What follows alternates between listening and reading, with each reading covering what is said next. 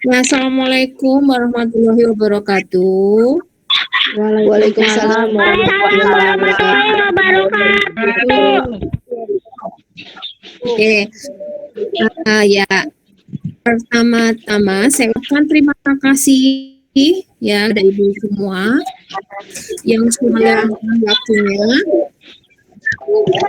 untuk hadir di ruangan virtual ini. Oke, perkenalkan saya saya berasal dari EBHSG Kansa. Oke, EBHSG itu adalah lembaga homeschooling dan juga bahasa Inggris. Di kesempatan kali ini saya ingin memperkenalkan program bahasa Inggris mengenai fonik. Oke, sudah pernah dengar sebelumnya, Bapak Ibu? Belum ya?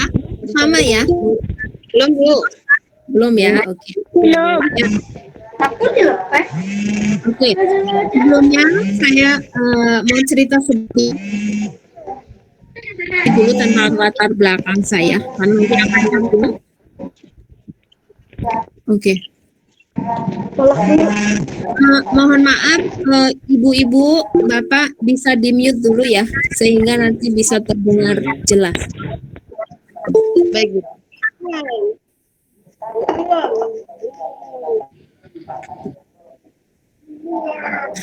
Ya, terima kasih. Ya, sebelumnya saya mau menceritakan sedikit tentang latar belakang saya, karena nanti akan menyambung ke program ini. Saya selain ngajar di EBHSG Kansas, saya juga ngajar di IPB. Oke, IPB saya mengajar bahasa Inggris untuk program pasca sarjana IPB gitu ya.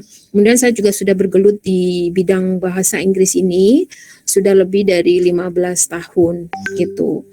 Nah, kembali lagi tadi kenapa saya menceritakan saya ngajar di IPB, karena saya lihat di IPB itu tujuan untuk pembelajaran bahasa Inggris itu untuk membuat mahasiswa itu mampu menulis jurnal dalam bahasa Inggris ya Bapak Ibu ya. Tapi betapa beratnya tugas tersebut, karena banyak sekali mahasiswa yang level bahasa Inggrisnya itu masih sangat-sangat rendah gitu. Jadi ada harus effortnya itu luar biasa sekali, dan itu tidak bisa instan untuk merubah kemampuan bahasa Inggris tersebut gitu. Kemudian selain itu saya juga melihat bahwa bahasa Inggris ini sepertinya belum berhasil, hanya sebagian kecil ya yang sudah bisa menggunakan bahasa Inggris dengan baik dan benar di Indonesia ini gitu ya. Artinya banyak sekali murid-murid yang menganggap bahasa Inggris ini masih susah, masih sulit gitu untuk dipahami. Kemudian saya mencoba untuk melakukan riset kecil-kecilan ya, ibu-ibu dan bapak-bapak. Saya melakukan riset kecilan. Kenapa sih kok bahasa Inggris ini masih dianggap bahasa yang susah untuk dipelajari gitu kan? Saya melakukan riset membandingkan antara sekolah internasional dan sekolah yang biasa, tapi menggunakan bahasa Inggris juga gitu. Nah, di situ saya menemukan bahwa di sekolah internasional itu Bu, mereka mengajarkan basicnya dulu. Nah, basicnya itu apa? Kita menyebutnya dengan fonik gitu Bu, ya fonik.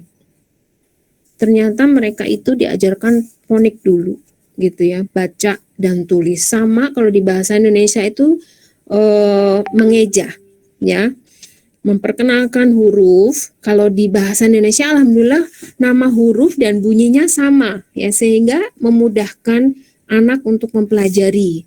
Sementara bahasa Inggris itu nama dan bunyinya itu berbeda. Nah, itu yang membuat bahasa Inggris itu mungkin agak susah gitu ya untuk dipelajari. Misalnya mama, mimi, mami gitu kan, itu bahasa Indonesia gampang. Nah, bahasa Inggris sayangnya itu bunyi dan nama hurufnya itu berbeda gitu ya, sehingga kita harus memperkenalkan bunyinya dulu begitu ibu-ibu ya, bapak-bapak. Nah, ternyata kembali lagi tadi ke sekolah internasional. Sekolah internasional itu mereka pertama kali itu memberikan anak-anak mereka, anak murid mereka itu fonik dulu sebagai basic bahasa Inggris. Nah, tadi diajarkan bagaimana mengeja bahasa Inggris gitu dengan memperkenalkan bunyi huruf bahasa Inggris, bukan nama huruf bahasa Inggris seperti yang kebanyakan dilakukan oleh guru-guru di kita ini ya. Kita memperkenalkan nama huruf A, B, C, D dan sebagainya ya.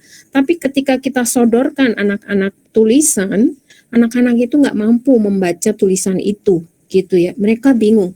Nah, itu salah satu yang membuat anak-anak itu enggan atau merasa bahasa Inggris itu susah jawab pertanyaan begitu. Kecuali anak-anak itu banyak exposure-nya, mungkin di les-lesin seperti itu, sehingga membuat anak itu bahasa Inggrisnya lebih baik gitu.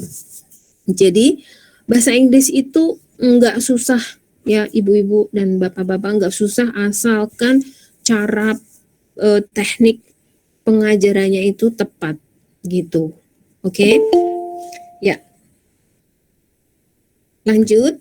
Nah, ini tadi sebenarnya apa sih fonik itu gitu. Jadi fonik itu adalah metode mengajarkan anak-anak membaca dan menulis ya, membaca dan menulis. Hilang ya? Share screen saya hilang ya Bapak Ibu? Iya, Bu. Iya, ada. Oh, maaf. Iya. Ya, sebentar.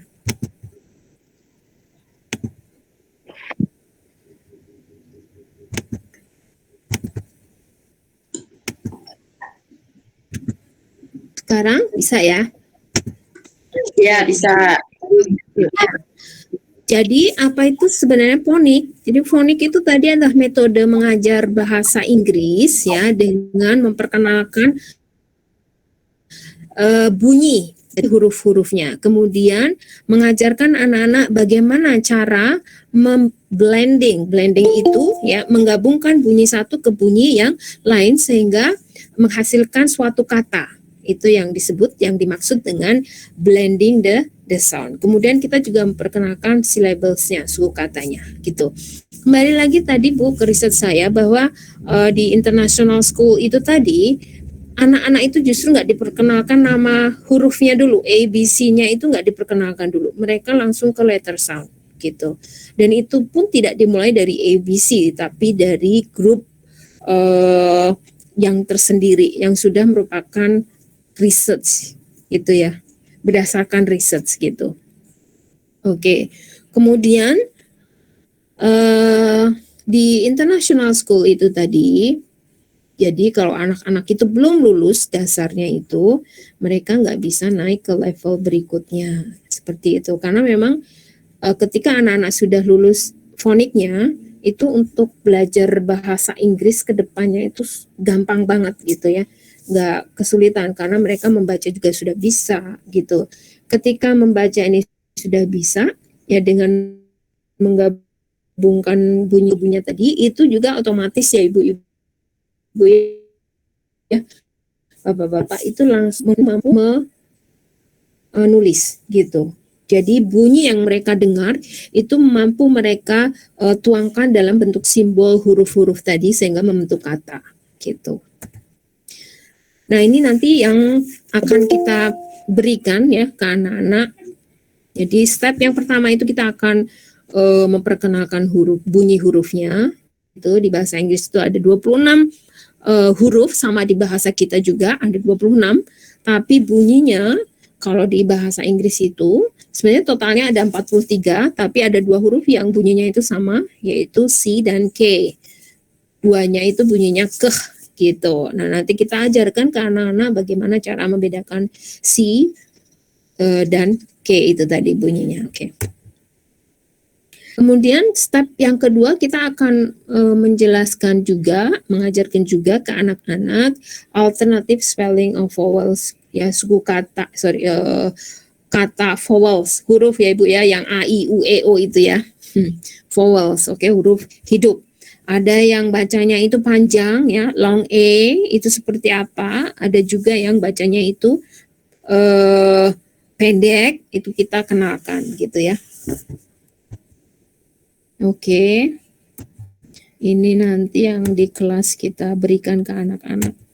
Nah, step yang ketiga itu kita juga akan perkenalkan tricky words. Ini irregular words. Artinya apa? Artinya 20% dari kata dalam bahasa Inggris itu Ibu, itu kalau di blend tadi, bunyi-bunyinya itu digabung menjadi satu, ternyata nggak bisa sama dengan kata itu sendiri gitu. Nah, itu yang disebut dengan tricky words. Artinya kita mengajarkan tricky words ini dengan repetition ya, pengulangan terus sehingga mereka nantinya hafal gitu. Tapi 80% tadi kata-kata dalam bahasa Inggris itu dibaca melalui blending the sounds ya, menggabungkan bunyi satu ke bunyi yang lain. Dan yang keempat, step berikutnya adalah kita akan mengajarkan kepada anak-anak syllables-nya, suku kata ya, suku kata kepada anak-anak. Misalnya kata beautiful itu berapa suku katanya gitu. Beautiful gitu. Ya. And ini juga ada beberapa rules ya, aturan yang nanti membantu anak-anak itu dalam pengejaannya gitu ya. Misalnya kick itu ke I gitu ya. Tapi ada ternyata bunyi C itu nggak mau dia sendirian di belakang. Nah, dia itu maunya selalu dengan yang kicking, yang K. Seperti itu nanti kita ajarkan semuanya ke anak-anak gitu. Aturan-aturan khusus. Tapi don't worry ya, ini sepertinya complicated gitu kan, rumit. Tapi nanti kalau ketika prosesnya itu sudah berlangsung, itu akan mudah sekali, karena saya tadi selain melakukan research tadi yang antar sekolah, saya juga melakukan eksperimen sendiri ke anak-anak saya. Kebetulan saya punya 3 anak. Yang pertama dan kedua itu tidak saya kasih fonik. Sementara yang ketiga ini saya berikan fonik. Ternyata hasilnya anak-anak itu lebih cepat melalui fonik itu. Ya, kedua yang kakaknya tadi itu reinforcement-nya banyak kayak Ibu ya, maksudnya exposure bahasa Inggrisnya juga banyak sehingga mereka dapat cepat belajar bahasa Inggris. Nah, yang adiknya ini nggak saya ajarkan seperti kakaknya, tapi saya melalui phonic program ini. Nah, sekarang level bacaan adiknya ini bisa sama dengan level bacaan kakak-kakaknya itu. Kalau level bacanya sudah sama, berarti pemahamannya, comprehension-nya ya, ke bacaan itu juga sama gitu.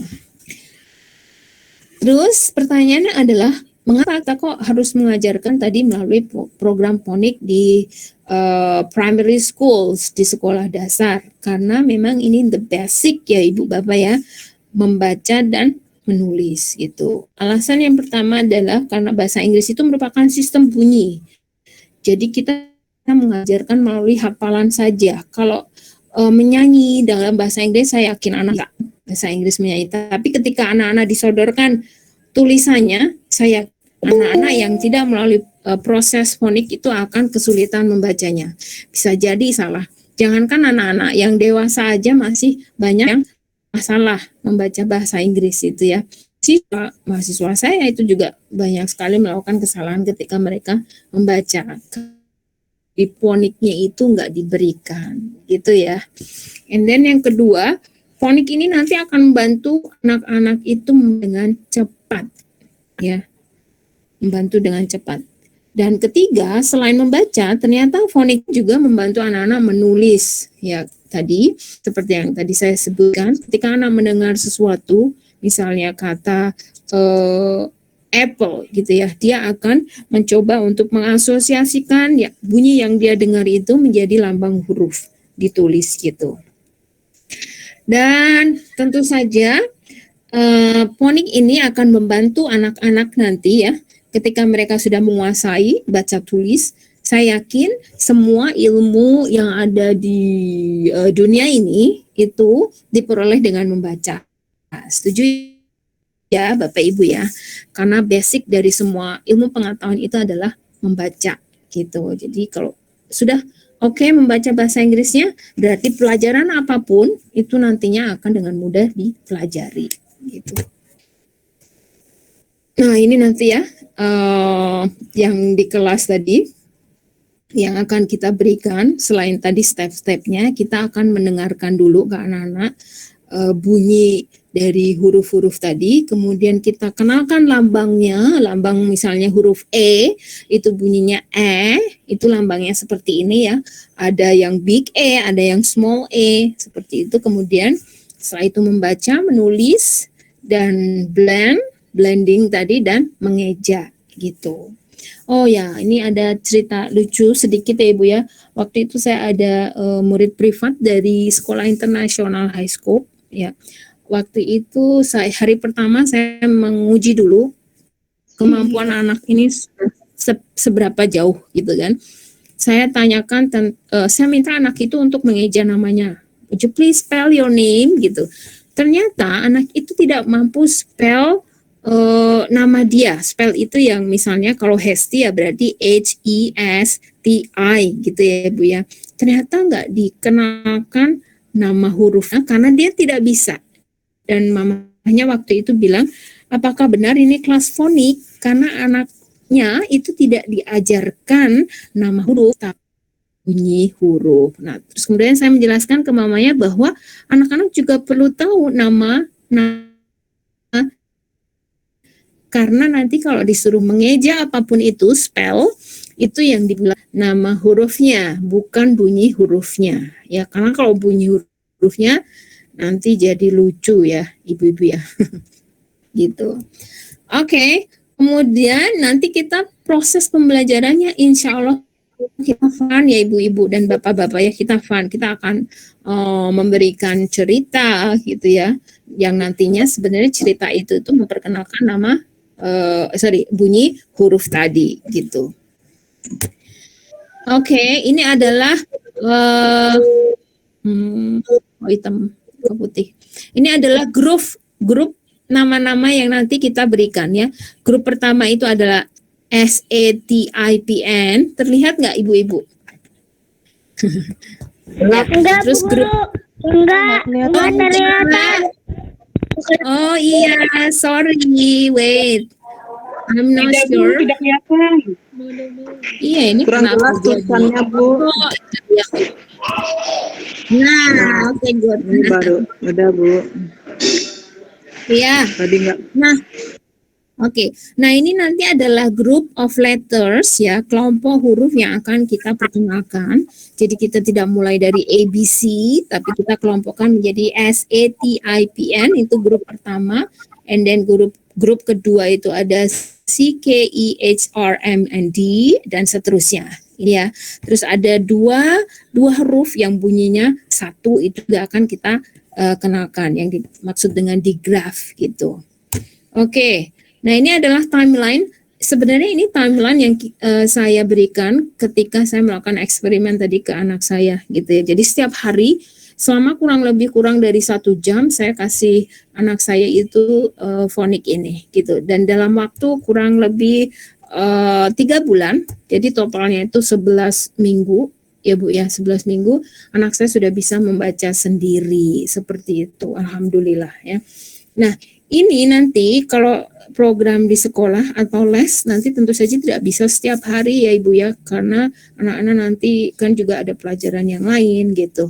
Mungkin nanti seminggu kita mengadakannya 2 kali dalam seminggu dan 1 kali pertemuan itu kurang lebihnya itu 60 menit begitu. Dan nanti akan ada setiap kita memberikan ya dalam 1 minggu itu akan ada anak-anak yang masih struggling ya atau kesulitan memahami, kita akan berikan reinforcement bagi anak yang membutuhkan perhatian lebih seperti itu. Ya. Nah, ini contohnya Ibu. Contohnya saja ya. Huruf S itu bunyinya itu S gitu ya. And then huruf E itu bunyinya E. And then huruf T itu bunyinya T ya. And huruf I itu bunyinya I. And huruf P ini bunyinya P. And huruf N ini bunyinya N. Nah, ini contoh nanti ketika kita sudah memperkenalkan ini grup yang pertama ini, anak-anak juga langsung kita ajarkan bagaimana blend the sounds tadi gitu. Misalnya at, bagaimana bacanya at gitu. Kita ajarkan seperti itu. Sama persis dengan mengajarkan bahasa Indonesia gitu ya. Pi tambah pin gitu ya. Bad gitu. Bad dan sebagainya gitu ya. Ibu-ibu kurang lebih nanti pembelajarannya modelnya seperti ini gitu. Tapi nanti ada, karena ini online tentu saja kita akan banyak menggunakan online aplikasi ya, aplikasi online yang bisa reinforce tadi ya anak-anak dalam pelajari bunyi-bunyi dari huruf bahasa Inggris dan menghasilkan kata begitu. Gitu Bapak Ibu, kurang lebih. Nah, ini adalah contoh-contoh khas gitu. Nah, selain nanti anak-anak ketika bergabung dengan les ini, les bahasa Inggris ini, nanti anak-anak akan kami berikan di ya ibu-ibu ya. Ini perpustakaan untuk tadi mendukung proses pembelajaran anak-anak.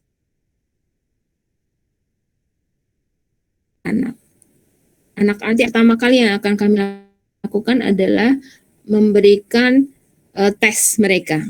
Tes untuk mengetahui kemampuan bahasa Inggris mereka dibaca ya Ibu ya, bukan dalam speaking dan sebagainya, dalam baca untuk mengetahui gitu. Kemudian ketika anak-anak sudah tes, nanti hasilnya anak itu nanti akan mengkelompok sendiri buku-bukunya ya sesuai dengan level bacaan anak-anak itu. Nanti guru yang mengajarkan di AS itu akan memberikan tugas assign misalnya ya anak-anak membaca bacaan yang sesuai level mereka tadi. Gitu.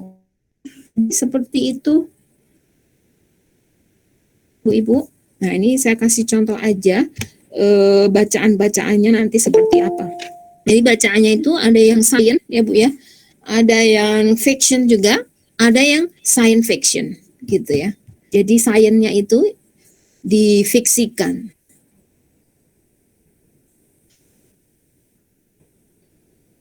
Oke, misalnya tentang alergi. Allergies.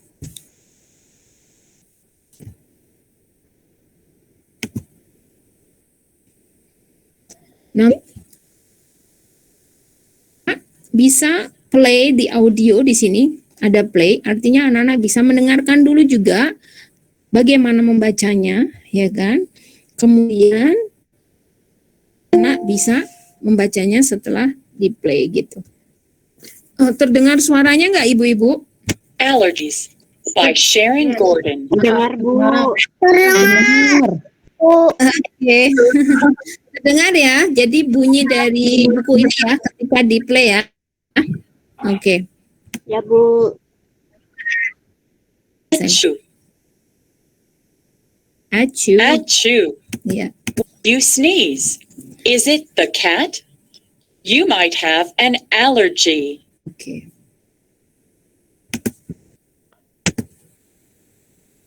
Means your body may change when you are near a cat. It might feel like you have a bad cold. Your nose might run. Your eyes might water puff. You might start sneezing a lot. Kurang lebih seperti itu ya Ibu ya. Nanti ada juga buku yang ketika yang mau pindah ke page-nya itu ada pertanyaan dulu ya. Ada pertanyaan untuk mengetahui apakah anak-anak tentang halaman yang dibaca itu tadi sudah benar, seperti itu. Itu yang model seperti ini. Jadi mereka baca dulu, kemudian ada kuis. Kuis itu tadi untuk mengetahui pemahaman anak-anak tentang bacaannya juga gitu.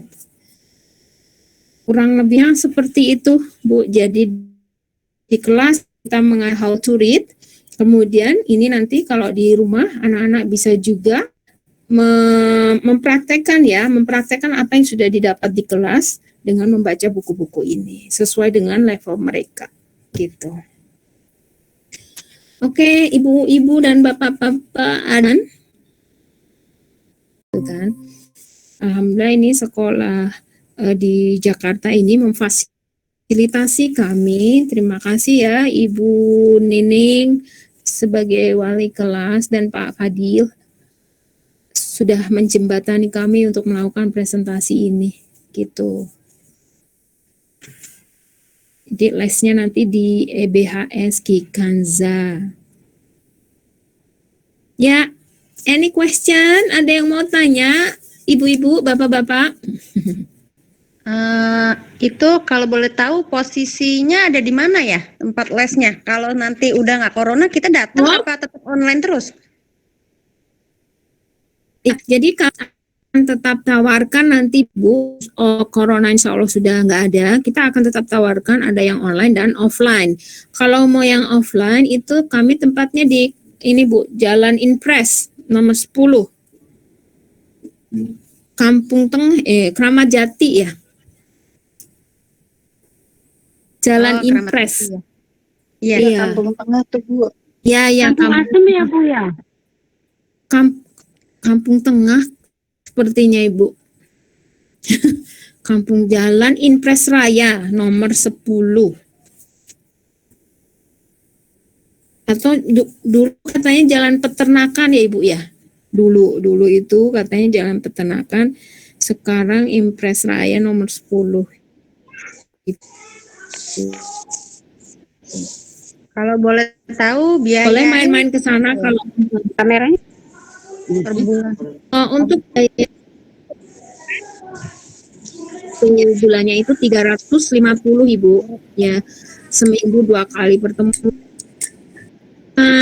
gitu ya, kemudian 1 kali pertemuan 60 menit. Kemudian untuk biaya awal pendaftaran itu 350 juga. Nanti akan diberikan tadi akun digital itu, library-nya itu selama 1 tahun aksesnya.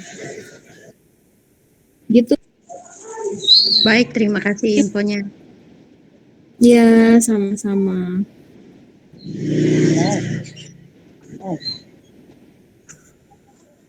Ya, ada lagi yang mau ditanyakan?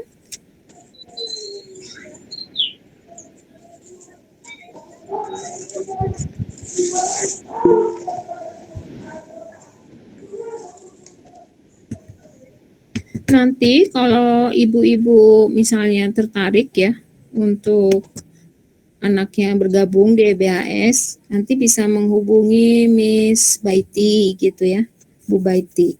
Atau bisa juga ke wali kelasnya juga boleh gitu ya. Nanti wali kelasnya yang akan meneruskan ke kami. Ayo, tangguh.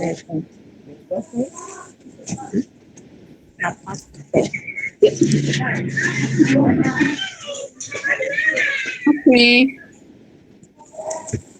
Sudah? Nggak ada lagi yang mau ditanyakan?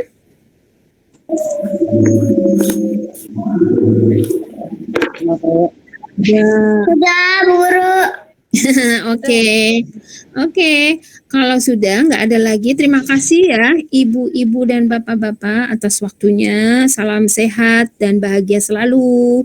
Assalamualaikum. Waalaikumsalam. Iya, waalaikumsalam.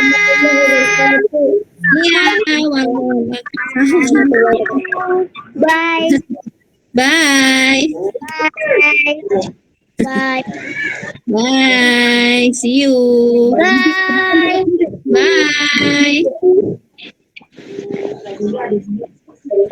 Bye.